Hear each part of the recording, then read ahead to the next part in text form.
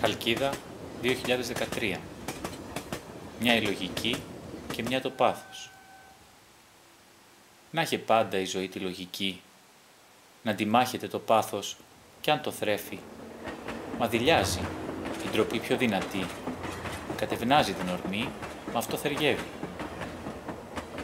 Ένα ψέμα που θα βρει σαν αφορμή μοιάζει βάλσαμο, στα αλήθεια όμως πονάει. Θέλει χρόνο πριν στα δίχτυα του μπλεχτεί και αποσύρεται για λίγο, δεν τολμάει. Μα ο χρόνος αν περάσει δεν ρωτά αν το πάθος το ορθά τον κυριεύει. Γιατί πάνω και από αυτό είναι η χαρά που το σώμα αποζητά, αλλιώς στερεύει.